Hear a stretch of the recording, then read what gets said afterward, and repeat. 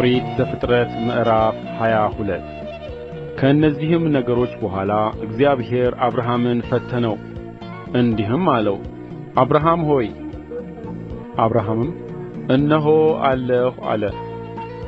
የምትወደውን አንድ ልጅህን ይስሐቅን ይዘህ ወደ ሞሪያም ምድር ሂድ፣ እኔም በምነግርህ በአንድ ተራራ ላይ በዚህ መሥዋዕት አድርገህ ሰዋው አለ። አብርሃምም በማለዳ ተነሥቶ አህያውን ጫነ፣ ሁለቱንም ሎሌዎቹን፣ ልጁን ይስሐቅን ከእርሱ ጋር ወሰደ፣ እንጨትንም ለመሥዋዕት ሰነጠቀ። ተነሥቶም እግዚአብሔር ወዳለው ቦታ ሄደ። በሦስተኛውም ቀን አብርሃም ዓይኑን አነሣና ቦታውን ከሩቅ አየ። አብርሃምም ሎሌዎቹን አላቸው፣ አህያውን ይዛችሁ ከዚህ ቆዩ፣ እኔና ልጄ ወደዚያ ሄደን እንሰግዳለን፣ ወደ እናንተም እንመለሳለን። አብርሃምም የመሥዋዕቱን እንጨት አንሥቶ ለልጁ ለይስሐቅ አሸከመው። እርሱም እሳቱንና ቢላዋውን በእጁ ያዘ፣ ሁለቱም አብረው ሄዱ።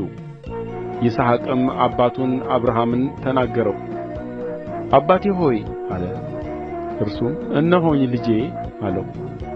እሳቱና እንጨቱ ይኸው አለ። የመሥዋዕቱ በግ ግን ወዴት ነው አለ። አብርሃምም ልጄ ሆይ የመሥዋዕቱን በግ እግዚአብሔር ያዘጋጃል አለው። ሁለቱም አብረው ሄዱ። እግዚአብሔር ወዳለውም ቦታ ደረሱ። አብርሃምም በዚያ መሠዊያውን ሠራ፣ እንጨትንም ረበረበ፣ ልጁን ይስሐቅንም አስሮ በመሠዊያው በእንጨቱ ላይ አጋደመው። አብርሃምም እጁን ዘረጋ፣ ልጁንም ያርድ ዘንድ ቢላዋ አነሣ። የእግዚአብሔር መልአክም ከሰማይ ጠራና አብርሃም አብርሃም አለው።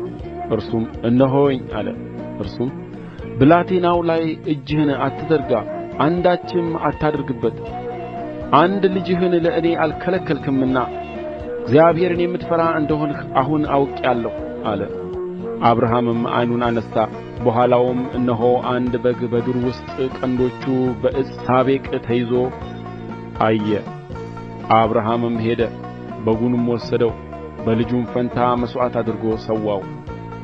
አብርሃምም ያንን ቦታ ያህዌ ይርኤ ብሎ ጠራው፣ እስከ ዛሬም ድረስ በእግዚአብሔር ተራራ ይታያል ይባላል።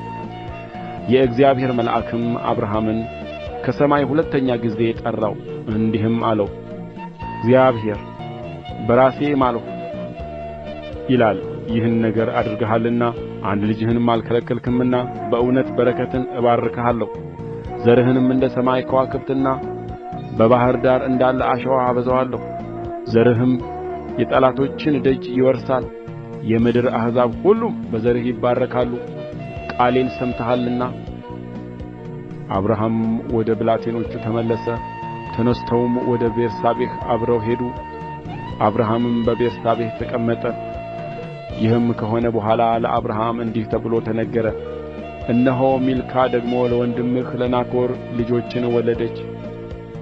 እነርሱም በኵሩ ዑፅ፣ ወንድሙ ቡዝ፣ የአራም አባት ቀሙኤል፣ ኮዛት፣ ሐዞ፣ ፊልዳስ፣ የድላፍ፣ ባቱኤል ናቸው። ባቱኤልም ርብቃን ወለደ። እነዚህም ስምንቱን ሚልካ ለአብርሃም ወንድም ለናኮር ወለደች። ሬሕማ የሚሉአት ቁባቱ ደግሞ ጥባህን፣ ገአምን፣ ተሐሽን፣ ሞክሳን ወለደች።